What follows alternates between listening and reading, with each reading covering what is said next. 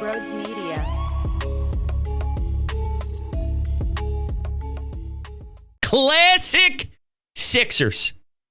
Joel Embiid makes his regular season debut. Talks a big game about potentially playing in the back-to-back and gets ruled out 6-7 hours before tip-off. I was going to wait until I witnessed the game against Cleveland. Now it's irrelevant. No Paul George, which we'll get to. No Maxey with his injury. And no Joel Embiid. Look, I'm enjoying Jared McCain like the rest of you. That kid is no joke. Don't let the painted fingernails and the TikTok dances fool you. He's a killer on the damn floor, and I truly am enjoying watching him gain experience.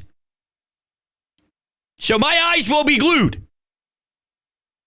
But I truly don't care the way that I should care about facing a 12-0 Cleveland team in front of your home crowd looking to move forward as a group. They're 2-8. Embiid shot 2 of 11 from the field. And I understand that Joel was never going to be in game shape the moment he took the court for the first time. But hear me out. Did that look like someone who was ramping up to be best prepared for his first game? There were always going to be signs of fatigue. There was always going to be unfortunate possessions offensively where he's not comfortable yet and he's not smooth getting to his certain spots. That's not what I'm talking about. When I watched that game, it didn't look to me like there was a ramp-up period. And if there is, they're half-assing it. Joel never looks good when he gets on the floor after missing a serious amount of time. And is that just a part of who Joel Embiid is and a part of the Joel Embiid experience? Or maybe they should look deeper within and see if there's a correlation on what they do to, quote, ramp him up and why he looks like a horrendous garbage basketball player whenever it's his time again to be out there with this team. The game against the Knicks, it was close-ish until one of the worst calls in NBA history occurred. But I almost want to walk through the timeline with you of what transpired last night because there was so much BS. Surprise, surprise, the Sixers are filled with bullshit. But there was so much BS from Nick Nurse, from Joel, and it just doesn't sit right with me because it's almost as if they have no respect for the fans. They really don't give a damn about us. And they're playing their own little game internally. And it's disappointing. It's disappointing to treat us the way that they treat us. So, I start with Embiid playing the game. That was dreadful.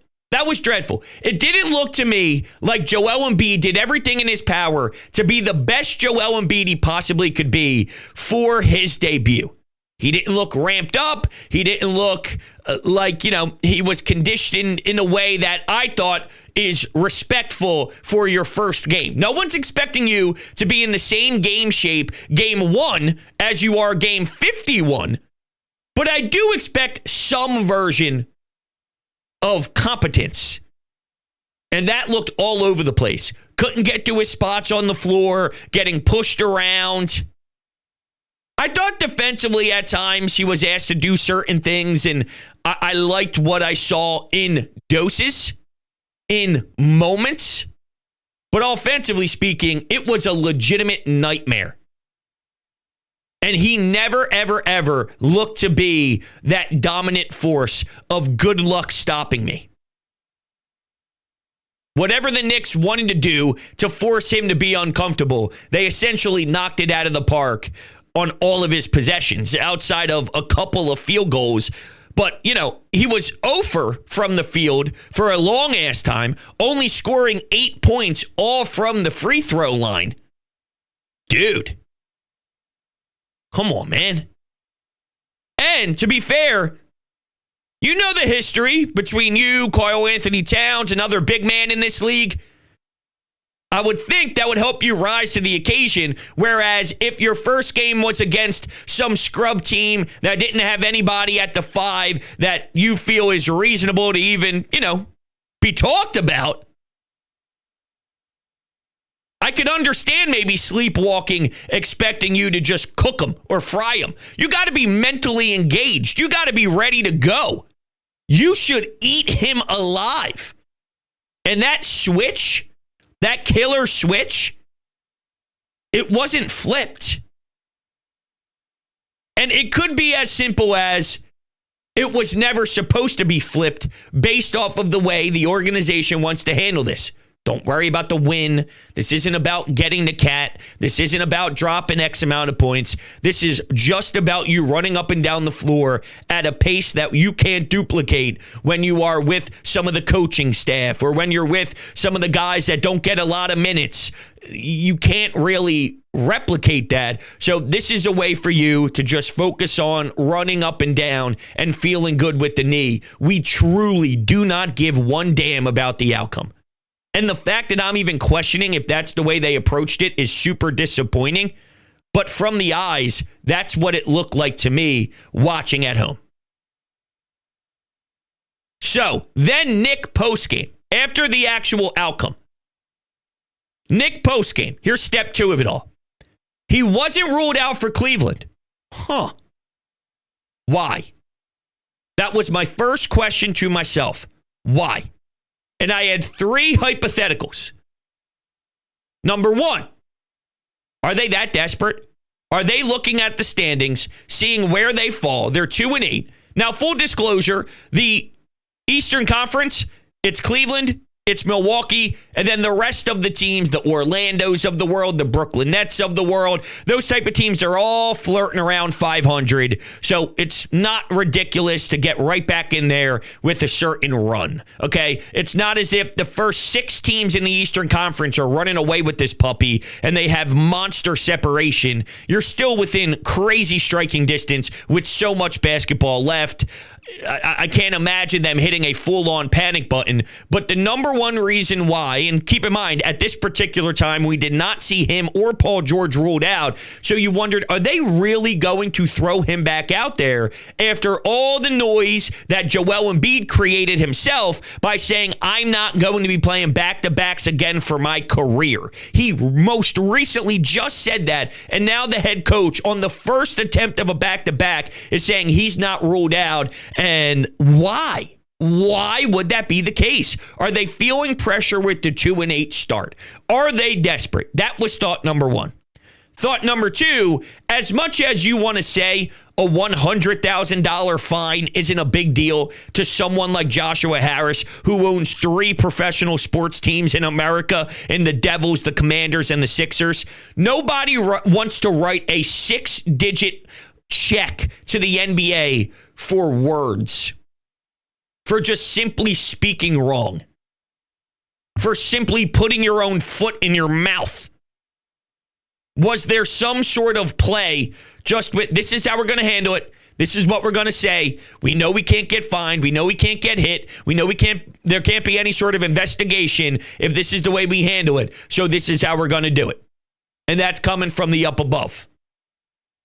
And number 3, they realized big time how out of shape he was, that they needed him to be conditioned more. And the only way for him to be conditioned more is to push through this fatigue and to push through him feeling out of shape. And, I'll never forget, once I stopped playing hockey, and it was the first time that I had to do something, whether it was on the treadmill or running, or whatever, just trying to keep my endurance up. And I'm like, holy hell. I experienced not in shape, out of breath for the first time. I've been out of shape hockey-wise. I haven't been out of shape out of the athletic world, right? Like, Oh, man. I feel like I am not going to make it. I feel like my body is truly going to collapse. Well, in some way, shape, or form, I guess this makes no sense because Embiid is an athlete, but I'm just saying, if he's feeling that beat down and that broken, maybe he realized, listen, I got to push through this thing, because if I am going to get to where I ultimately need to get to for this team to have a chance, I got to play in this back-to-back. So it was them realizing that whole ramp-up experience was nowhere close to harsh enough. Those were the three that I came up with. Then, and I didn't know which one I felt most about. Honestly, number 2, not being fined, is really at the time what I thought it would be. Then, things changed when Embiid talked to the media. Embiid said it was ultimately not his decision. He's going to want to push the play, but it comes down to the medical staff. And this is when the fourth option rolls in, and the one that I stand by the most. He's trying to take the heat off him. I want to be out there. I want to play. I want to be here for my teammates. But I can't decide that. There's people who get paid a lot of money. There's people who have their jobs for a reason, and they're going to be the ones to either say, 2 thumbs up, you got the green light, and let's see what you can do against Cleveland, or, hey, it's not worth it. We have a game against, I believe, the Orlando Magic on Friday night. Let's put more focus on that game instead. Get you some rest, a couple of days to recover, and then you can go full throttle again Friday. That game is in Orlando, so maybe there's something to that. Ding, ding, ding, ding, ding, ding.